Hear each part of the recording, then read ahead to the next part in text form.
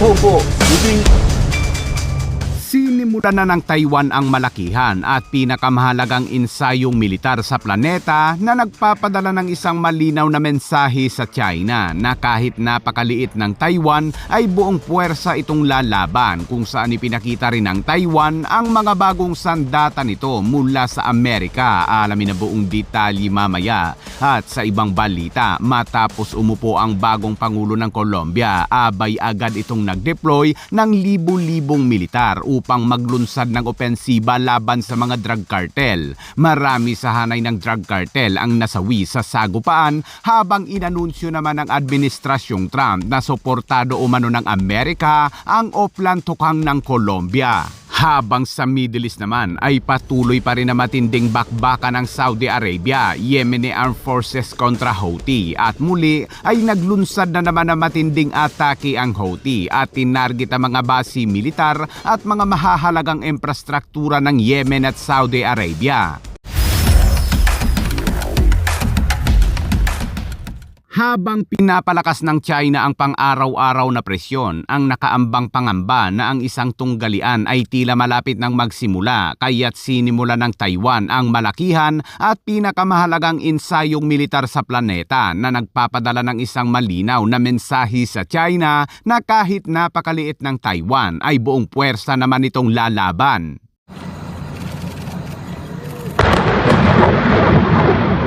Umaga man o gabi ay tuloy-tuloy ang pagsasanay ng militar ng Taiwan na nilahukan ng libu-libong aktibong militar at reservist, pati na ng mga sibilyan, at sa unang pagkakataon ay nakikita ang mga bagong deploy na hardware o mga bagong kagamitang pandigma ng Taiwan tulad ng mga bagong dating na M1A2T Abrams tanks at mga unit na gawa ng Amerika mula sa mga bagong tatag na Littoral Combat Command na direktang isinama ang mga anti-landing defense lines. Ngunit ang tunay na kwento ay hindi lamang ang makintab na bagong armas, kundi ito ay kung paano sila makikipaglaban. Ayon sa mga analis ng militar ay binabantayan na mabuti ng China ang mga drill na ito at hindi sila masaya, kaya't sadyang ipinagpapatuloy ng China PLA ang mga taktika nitong gray zone na nagpapadala ng mga eroplanong pandigma at barkong pandigma sa median line sa Taiwan. Pero malinaw na mensahe ng Taiwan sa China, ang isang pagsalakay ay hindi magiging mabilis, hindi ito magiging madali at magdudulot ito ng napakalaking gastos.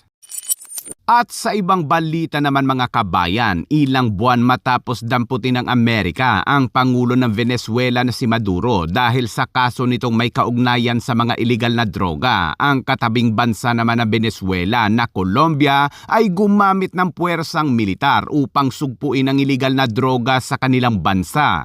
somos tropas del Ejército Nacional.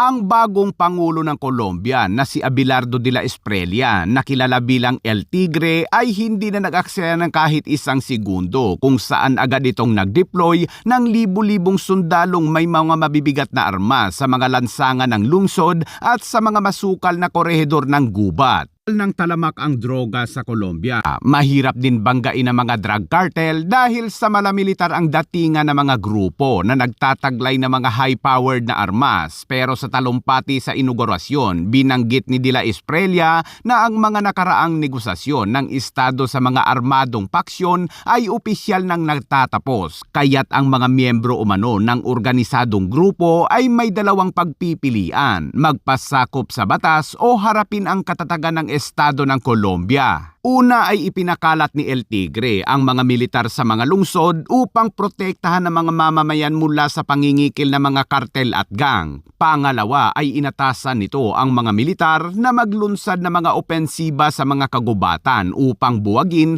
ang mga iligal na laboratorio sa pagproseso ng cocaine at hulihin ang mga target na may mga mataas na patong sa ulo. Kaya sa isang high-risk, proactive operation ay matinding sagupaan ang naganap sa kagubatan.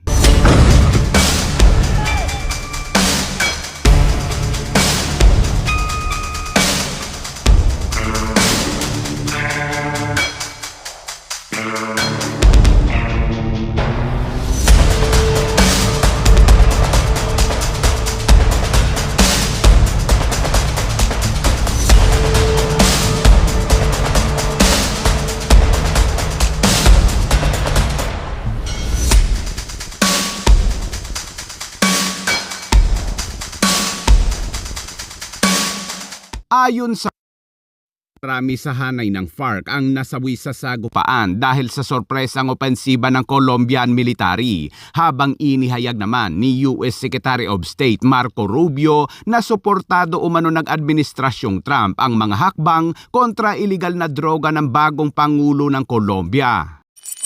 At sa ibang balita naman, matapos sa matinding airstrike ng Saudi Arabia sa mga posisyon at pasilidad ng Houthi sa Yemen, ang Houthi ay muli na namang naglunsad na malawakang atake at tinarget na naman ang estratehikong lungsod ang daungan ng Al-Mocha sa Red Sea.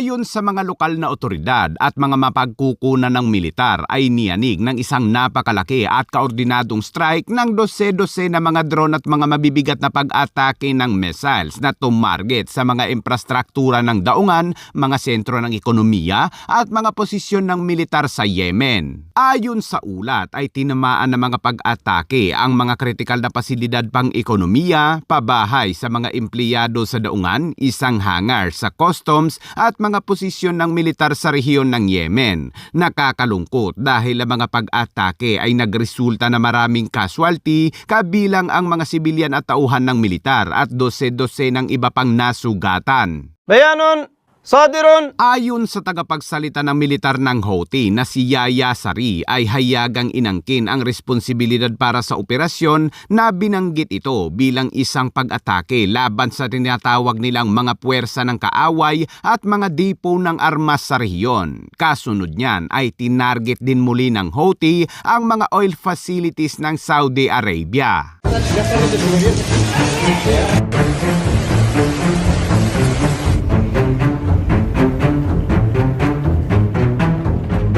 Matapos ang sunod-sunod na pag-atake na yan ng Houthi, ang militar naman ng Yemen ay mabilis namang tumugon gamit ang mga artillery at mga kontra-atake sa lupa na nakatarget sa mga posisyon ng Houthi sa buong lalawigan ng Taiz.